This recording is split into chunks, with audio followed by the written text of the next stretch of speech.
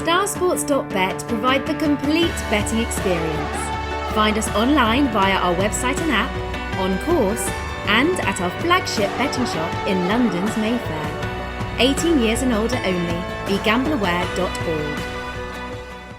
Light the candle, Tiger! Hello and a very warm welcome to this week's Racing Post Golf Postcast. No Bruce this week. I'm stepping in, Dave Clark, the Racing Post. No Palmer either. We've got Joe Champ though, a very able deputy Joe Champion in the studio with me. And back from his holidays is Glenn Day on the line from Star Sports. Glenn, anywhere nice? No, so just catching up with a few days out. Met up with a few friends I haven't seen for a while. Few too many beers as always, and a lot less money in my pocket. And spending Lanto Griffin winnings, I'm sure. Yeah, so the missus assisted in that one. A new bed was ordered very promptly, so that put a hole in it. But it was a good week. Obviously enjoyed it. Nice to get a good price winner finally. Excellent, good stuff. Champ, how's your form? Not bad, mate. Yeah, last week not so good, but had Matsuyama each way. Thought I was going to pocket the big money, but unfortunately, just a place return on that one. Yeah, feeling good other than that, though. Get a winner this week. Another place for Matsuyama, but the big story is the GOAT, the cat, the tiger, is back in the winner's enclosure. He is back, yeah.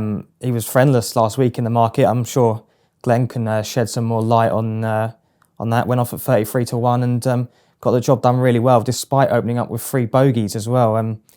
He would have drifted to an even bigger price in play, and I'm sure he's a big loser in play, Glenn. Is that right? No, it was a good result for us. You say no, friendless pre-tournament. We'd actually knocked him out to 35, so didn't see a penny for him. The aura surrounding him for the punters these days isn't what it used to be. I suppose as well, with the tournament going on in the middle of the night, there wouldn't have been that much in-play interest. Is that right to assume that, I suppose?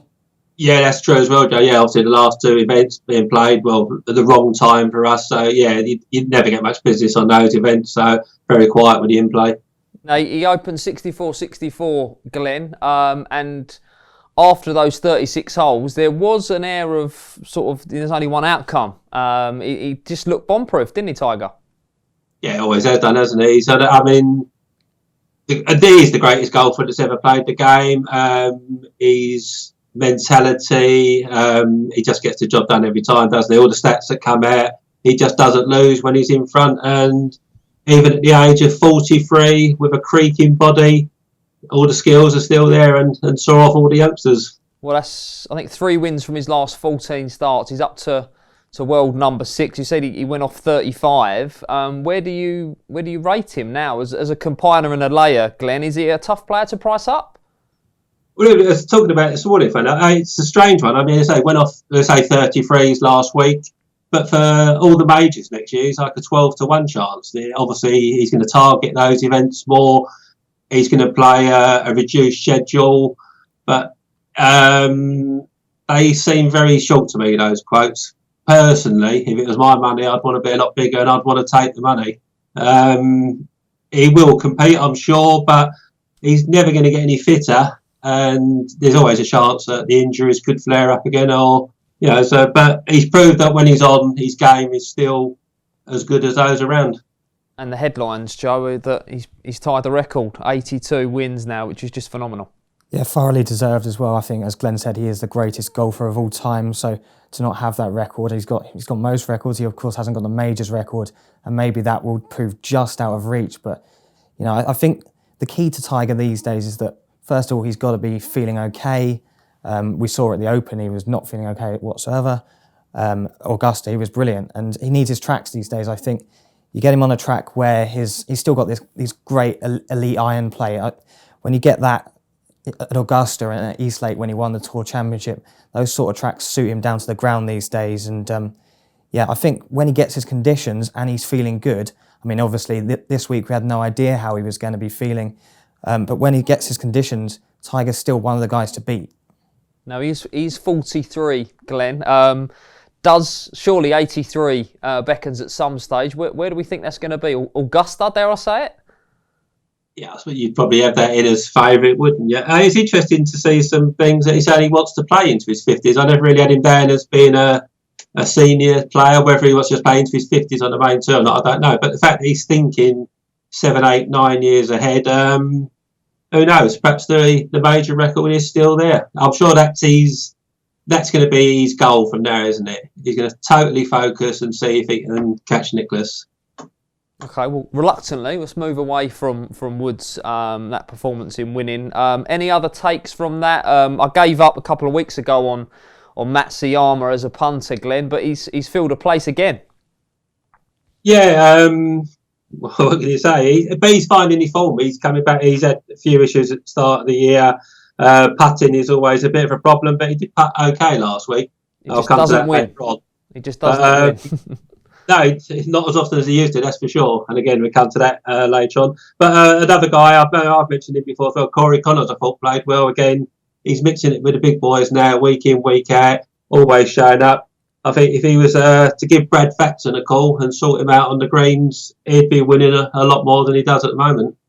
And Joe, you've mentioned, you certainly not given up on Matsuyama. He was in and filled the place. Not at all, yeah. I've always been a huge fan of Matsuyama, and I think, alongside sort of John Rahm and Xander Schauffele, he's probably the next guy off the rank when it comes to winning majors. And when the putter is working, he's a massive threat because he's such a good ball striker. He's an absolute colossus.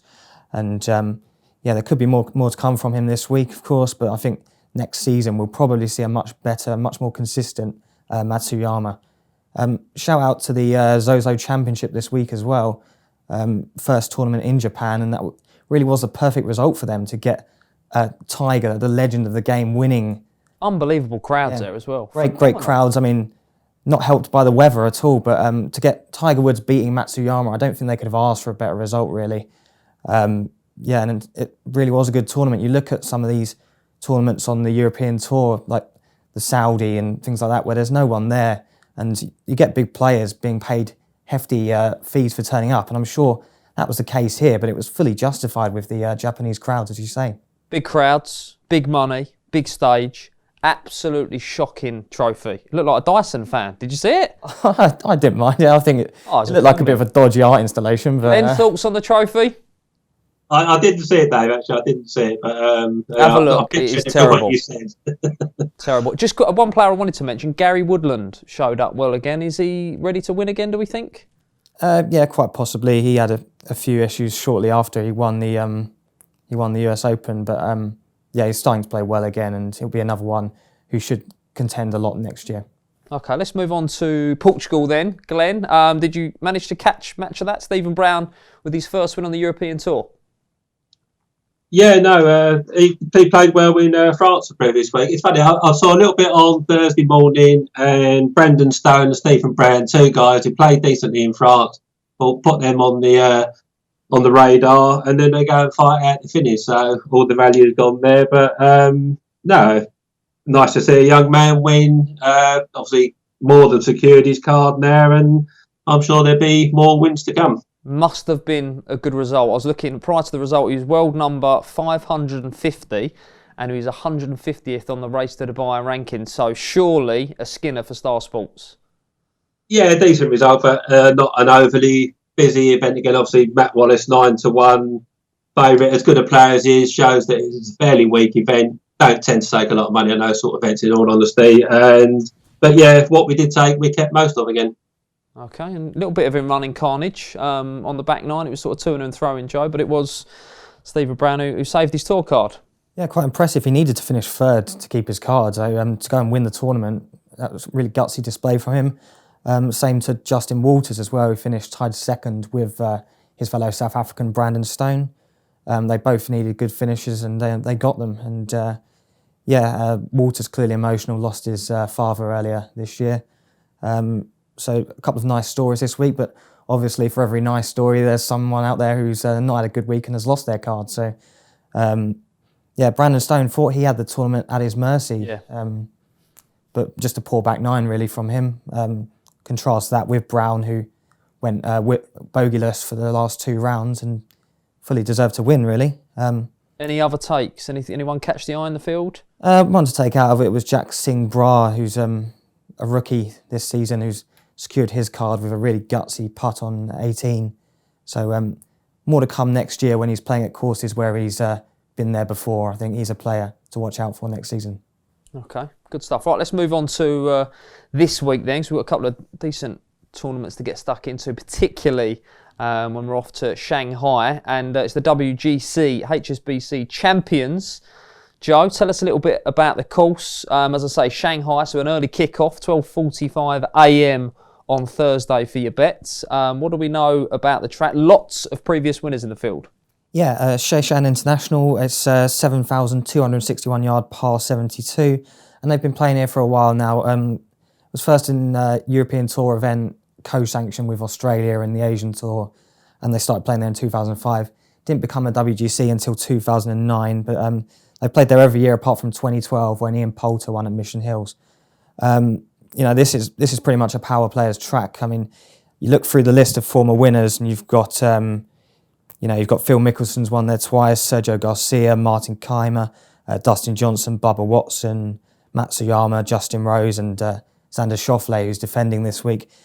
Steve tipped up at 66 to 1. Did indeed, yes. No pressure. I was looking at that no pressure. Yesterday, yeah. They've all won there. They all get it out there a long way. A couple of others, Molinari won there when he was shorter than he is now, and Russell Knox was a winner there. So you don't have to be an out-and-out power player, but certainly they've played well there in the past, and they'll be the ones that I'll be focusing on this week. Glenn, the field, not as strong as it could have been. No Dustin, no Brooks, no Tiger Woods, no Justin Thomas, no John Rahm, no Patrick Cantlay, no Bryson DeChambeau, but a certain Mr. McIlroy lines up, and I'm sure, is he heading the betting with Star Sports? Yeah, we're going at 6-1 favourite.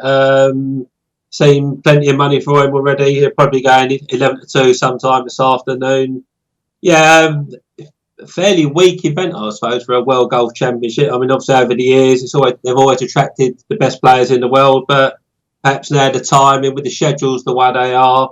A lot of the guys giving it a miss for different reasons. Only $10 million up for grabs as well, so you can understand why they're not bothered. They've got a lot more than that in the bank, haven't they? So 10 million is chump change to them, Dave, isn't it? So the guys, it's a good opportunity for the guys that turn out this week to get a WGC event under their belt. Okay, would you want to give us sort of the top 10, 15 in the betting then with the show from Star Sports? Yeah, certainly. Yeah, we've got this one in a ranking of 8 this week. 6-1 Rory McIlroy, 11-1 Hideki Matsuyama, 14-1 Xander Schauffele, 16's Justin Rose, 22-1 Paul Casey and Tony Finau, 25 Sung Jae Im and Tommy Fleetwood, 28 Henrik Stenson and Patrick Reed, and 30-1 Adam Scott. Okay, just quickly, I mean, I reeled off loads of the big guns that are not lining up, and you've still gone with an 8 there, Glenn. So you're obviously respecting this one. I think it's a decent tournament. Yeah, I mean, there's still plenty of top players in there, but I mean, if there were the other guys that you named that turned up, you'd probably be nearer a 10, in all honesty. So, which doesn't happen very often. Okay, right. McIlroy heads the betting. Joe, is he a player that we should be trying to keep on side this week? I mean, all I've been reading about this course is long quality driving, and that is McIlroy to a T. Yeah, it suits McIlroy down to the ground, and there's no denying that. I'm personally not going to side with him this week, but he will have his backers. But he's a 6-1 shot, and as good as he is, and as good as his year's been, if he starts slowly as he did in Japan last week, then suddenly, it brings a lot of other people into play. And there's so many good players in this field. Not necessarily some of them in the greatest of form, but they can turn it on on a random week. And I wouldn't be too keen on taking those short prices on McIlroy when there is such quality around him. That has been his Achilles heel, isn't it? I mean, he's started woefully. Obviously, there's no cut here, so he could maybe afford a slightly sluggish start, but wouldn't want him to be too far adrift because of such a class field. No, definitely not. And I think, as I say, he's had such a good year, but you can pretty much bank on him having a charge at some point in this tournament. He'll get 4 rounds, and chances are he'll go low in one of them on a course that does play to his strengths. But if you're taking 6-1, it doesn't give you a lot of leeway, really. So, yeah, it's not for me this week. Right, he's not for you. Who is for you? Who's the main pick this week? My top tip this week is Paul Casey, who's been a Shan regular over the years. He's turned up 11 times and he's finished no worse than 23rd, and that a 2009 withdrawal aside. And he arrives here in pretty good form as well. And, the problem with Paul Casey in the past had been, he seemed like he was going to crumble when in contention, and he's just righted the wrongs a bit over the last couple of seasons. He's won the Valspar twice and won the European Open as well.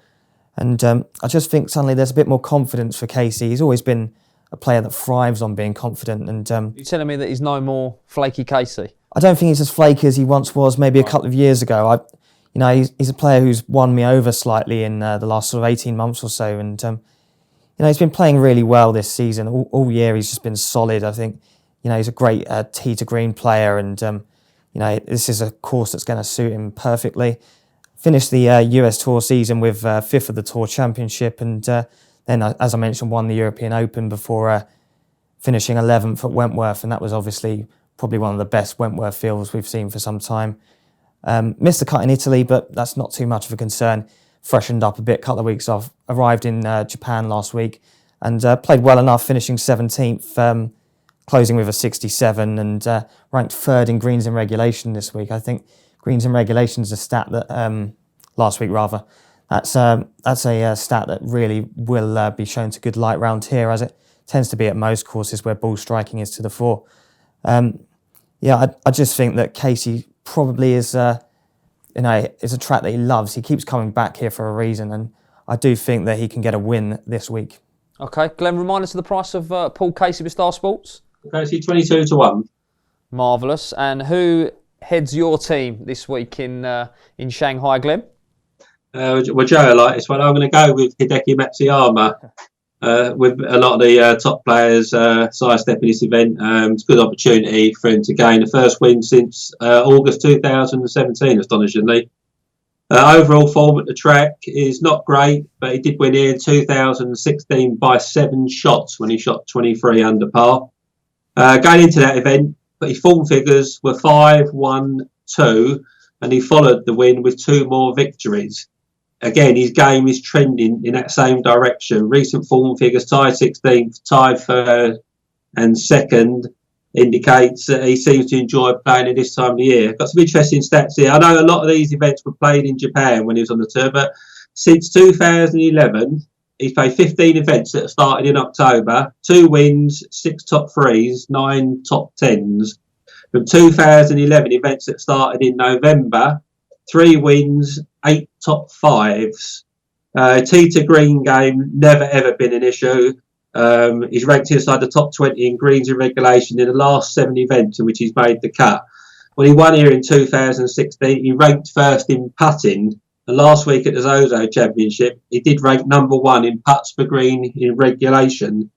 So he has the good weeks. He needs to put it all together, and so he's trending in the right direction. And I think he'll put in a major performance this week.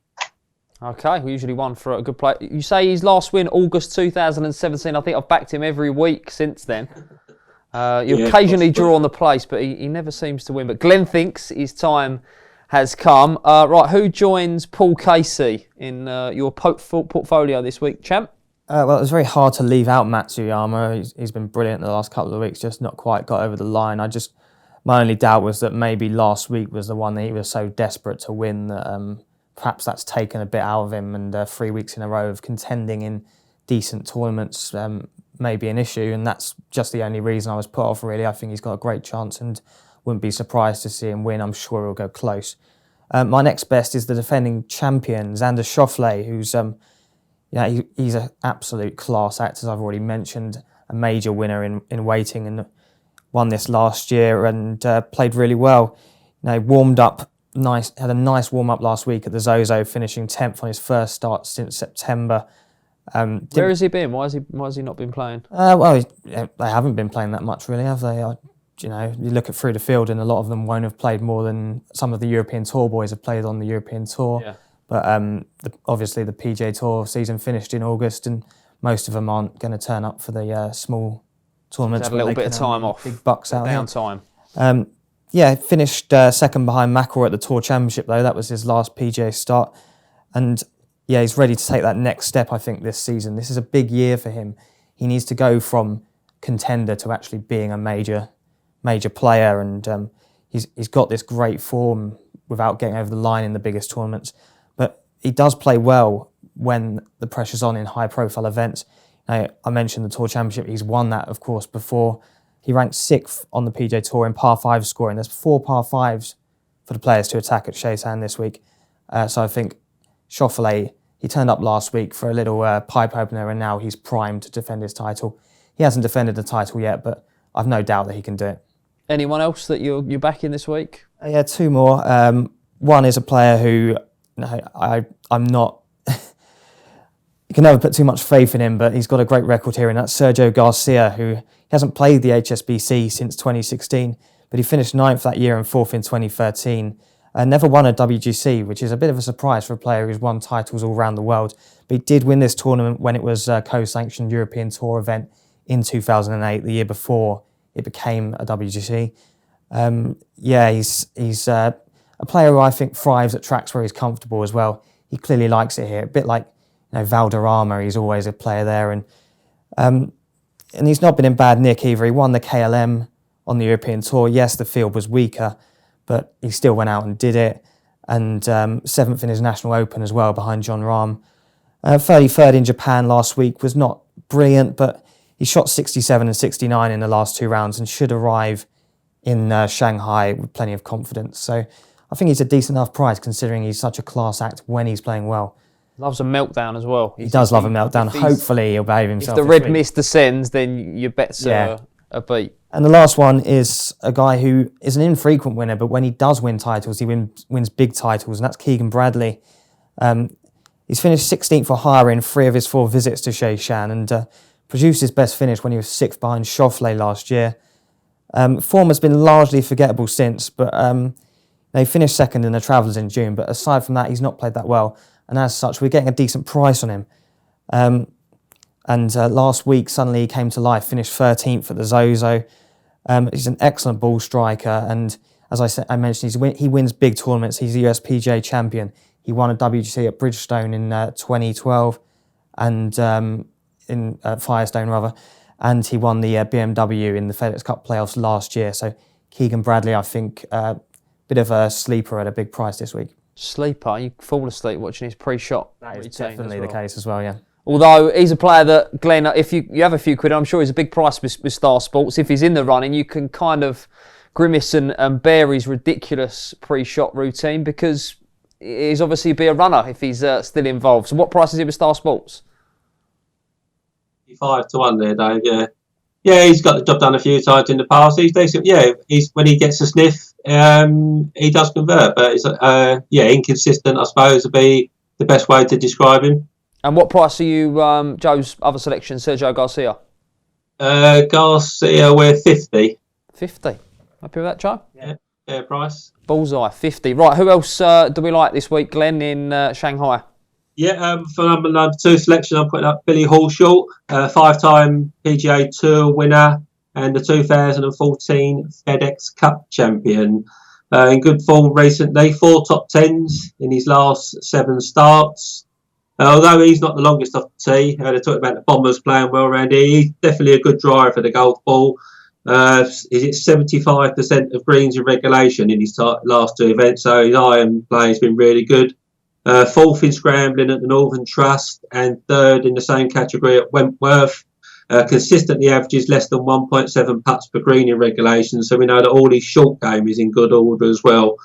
Recently stated that he wants to be a global player and win tournaments outside of the US, so we can assume that coming here again that he's definitely up for the job.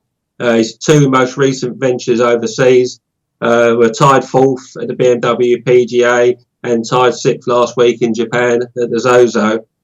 3 previous starts here, the best of which was his tied 11th last year after a 4-year absence.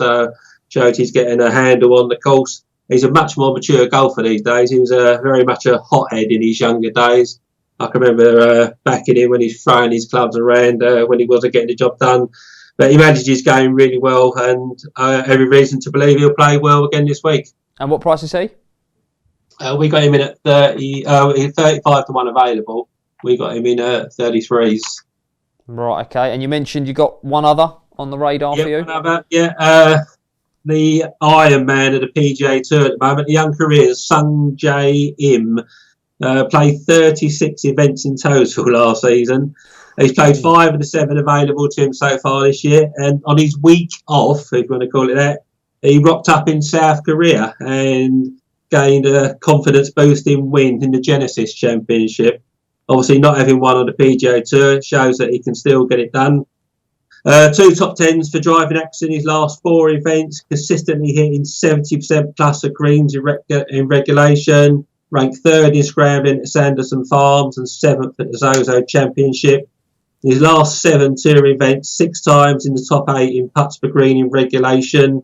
He ranked 4th on tour in birdie average, 6th in strokes gained putting, and 1st in putting average.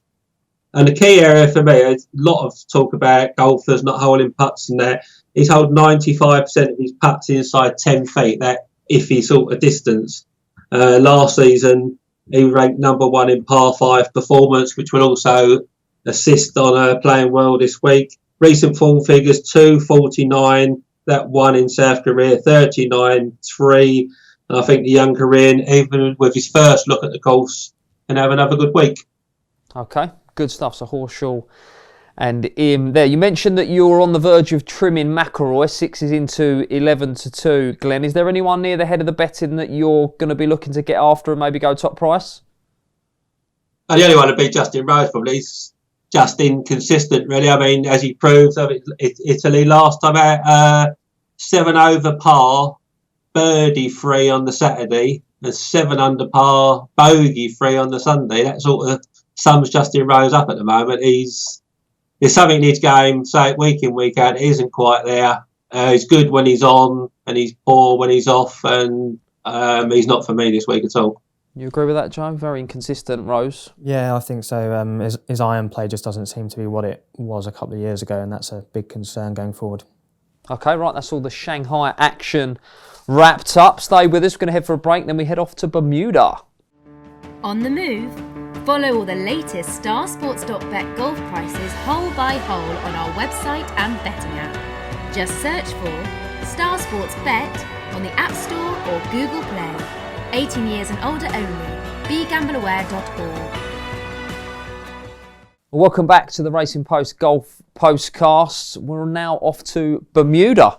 Joe Champion joins me from the Racing Post. We've got the Bermuda Championship, Port Royal. Joe, tell us a little bit about the track. I'm sure you've done some digging, tried to find something out, because course form very thin on the ground. Yeah, there's not much in terms of course form at all. They did play the Grand Slam of Golf here from 2009 to 2014. That was a tournament for all 4 major champions, a bit of a nice money-spinning event for them, but not got none of the world's top 50 here, so I'm assuming none of them played in that. It's quite possible that maybe 1 or 2 who will probably be also rounds this week but have rocked up in it over the years. But right. No, we can't really look at that for any pointers. So I'm assuming we're looking at more current form than course form. Yeah, week. Very much so. I mean, Port Royal is, as obviously it's in Bermuda, it's going to be coastal. The wind's going to play a part. So we're looking at players who have played well on corresponding courses by the coast, and it's not a long hitters course either. It's only a 6,842 yard par 71. Short, really short. Very short for the PGA Tour. I think only Pebble Beach is shorter than that. I think we're just looking for players who are going to go well by the coast here, who are in decent nick. Not a great field either. Denny McCarthy heading the betting. Solid player, but not yet to be a top notcher on the PGA Tour.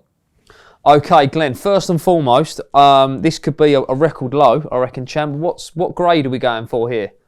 I think we've had one before. It's a 3. It's a 3. Just about gets in at a 3. I mean, we've got 4 guys inside the world's top 100 playing, so they just about keep it up to a 3. Okay, well, give us I'm sure there'll be some indifferent names at the head of the betting here, but give us a show from Star Sports then, please, Glenn. Yeah, 14-1 market leader Denny McCarthy, 16-1 Alex Noren, Lanto Griffin and Scotty Scheffler, 18-1 Aaron Wise, 20 to 1 Bo Hostler, 22 to 1 Russell Knox, 25 Mark Hubbard, 28 Sam Ryder, and at 33s Brian Stewart, Doc Redman and Scott Harrington. Okay, 1 p.m. is kick-off time here, so get your bets in by then. Glenn, I want to stay with you because I want you to tell me that Lanto Griffin's a good thing again. There's no reason why he won't play well. I mean, I said he hadn't done too much wrong and he won last time, so you can't do any less wrong than win. But I'm never a fan of guys that win their first tour event next time out. He did do the wise thing and take time off, but they always miss the cut afterwards. But that's the only thing. But I mean, I really like the guy. I think he looks quality. He's a fantastic putter, as he displayed a few times at the Houston Open. Yeah, but 16 to 1 as well looks on the skinny side. Okay, who's your main pick for this tournament then, Glenn? My main pick is going to be one of these victims last time out, Scott Harrington. I think he's the oldest rookie on tour at 38 years of age. It started out in 2004, got a second place in the Wichita Open on the whatever name tour it had at that point, but didn't get another top 10 until 2012. Took a year off in golf recently while his wife Jen was battling cancer. She's now in remission and following a good season on the Cornwall Ferry Tour, 5 top 10s, including 2 second place finishes. He achieved his lifelong ambition and secured a PGA Tour card. And previously only made 8 starts on the tour. He's taken to it like a duck to water. Finished tied 24th, missed cut, tied 23rd and tied 2nd last time out. He ranked 4th in greens in regulation on that first start at Greenbrier, ranked 5th in driving distance and number 1 in greens in regulation at Houston Open. He finished 2nd, and he would surely have won that event if he held a few more putts over the first 3 days. But it's what he did on 18 that really impressed me. Having just lost the lead, the outright lead by bogeying 17, Griffin holed a monster putt on 16, although he didn't see it, and he lost the outright lead. Having arrived at the 18th tee, he would have seen he was behind, facing the toughest hole on the course, with nothing but water in front of him, knowing he needed a birdie.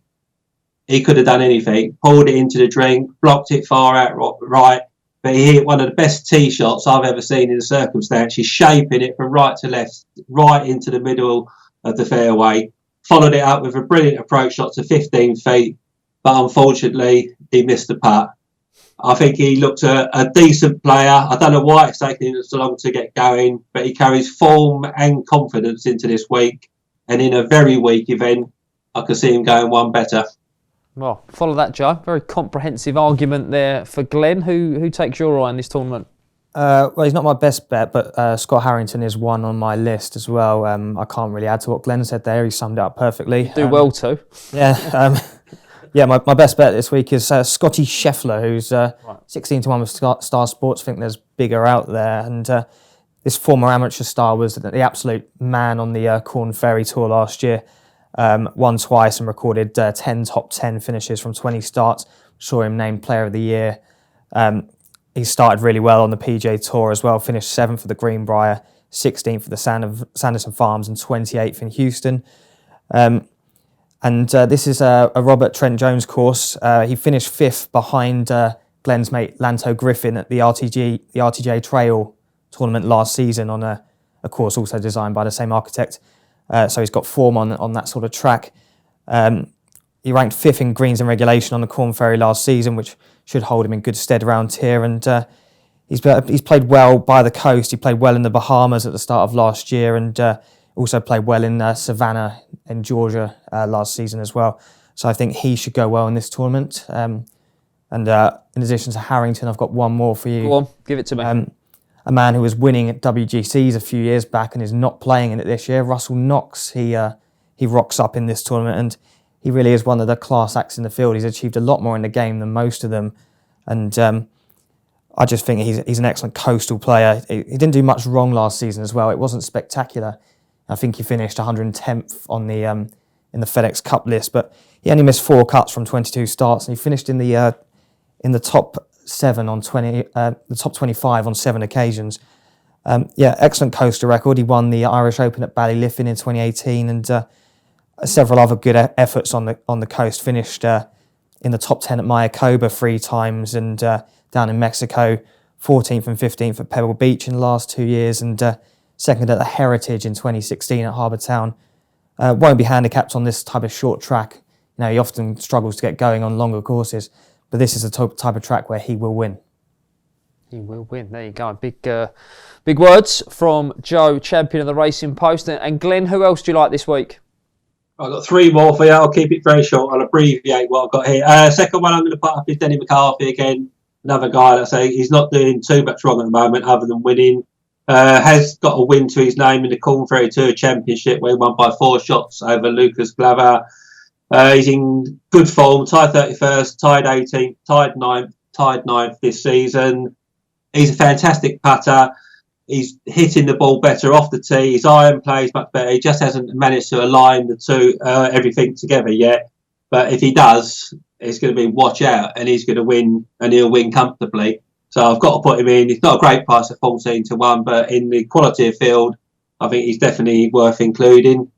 Third up, I'm going to put up Mark Hubbard, another from the Houston Open who played really well. Started out on the Canadian Tour in 2013, worked his way through the tours, won on the Corn Ferry Tour last year, the Suncoast Classic. 3 further top 10s helped him regain his card. Another who started the season really well, tied 10th, missed cut, tied 13th, tied 42, tied 2nd last time out. Ordinary week at the Safeway Open was salvaged with a hot putter where he ranked number 1. He's 6th in driving accuracy and 4th in greens in regulation at Shriners, the 7th in driving accuracy and 8th in greens in regulation last time out in Houston. All parts of his game working well. And like Harrington, another who stood on the tee at Houston, facing that tee shot and hit a shot of similar quality to that of Harrington. So another guy who's going to come in very confident and can put up another good performance. And the last one, I know I'll be the only person on the planet putting him in his portfolio, Patrick Fishburn. 27-year-old American, turned pro in 2018, starting out on the Mackenzie Canada Tour. In June, he became the first player to receive a grant from the Tony Finau Foundation. $40,000 donation came from Finau, whose foundation received the grant from the Corn Ferry Tour's Utah Championship and Utah Sports Commission, and the fund to be used to mentor up-and-coming golfers from Utah. In September, the decision looked more than justified when he won the Mackenzie Investments Open, shooting a pair of 64s at the weekend. 3 other top 6 finishes on the tour have helped him secure a card for the Corn Ferry season upcoming in 2020. He's played 12 events in 2019, 46 rounds of golf and only 4 rounds over 72. 27-year-old American, for me, is definitely a player to keep an eye on in the coming months. Lovely. Thank you. He said he was keeping it short, Joe, and we're all there. We're all in. Patrick Fishburn was one that caught my eye as well, actually. Yeah? What price is he, Glenn? What price is that Fishburn? It's 150 out there. Someone did mistakenly, apparently, chalk up 250 yesterday. I couldn't get on, but yeah, 150 available. Right, and I'm guessing, what price was Star Sports? I'm guessing that you're ducking him if he's 150 elsewhere. 100. 100. So, yeah, Shrewdy. That sounds like a Shrewdy one. That one. Right, okay, that wraps up both tournaments. Let's have a quick overview of selections then. The WGC HSBC Champions. Joe, quickly run us through who you're backing this week for that. Paul Casey, Xander Schauffele, Sergio Garcia and Keegan Bradley. And in Bermuda? Scotty Scheffler, Russell Knox and Scott Harrington. And if you was have to have just one bet this week on the golf, what would it be? Paul Casey to win the HSBC. Paul Casey. Same questions for you, Glenn. Who do we like in Shanghai? Yeah, Matsuyama, Billy Horschel and Sung Jae Im. And in Bermuda, Scott Harrington, Denny McCarthy, Mark Hubbard and Patrick Fishburn. And who's the one single bet this week? It's got to be Matsuyama each way in China. He'll get a place. He won't win, but he'll get a place for you. I'm no doubt about that. Right, thank you to Joe and Glenn for their time and expertise. Maddie will be with you on Friday for a racing postcast. Do stay with us on all the platforms you can listen in and watch. Thank you for listening. Give him the hole! Long-term golf markets for 2020 available now on starsports.bet, including the Open, the Masters and the Ryder Cup from Wisconsin. 18 years and older only. BeGambleAware.org.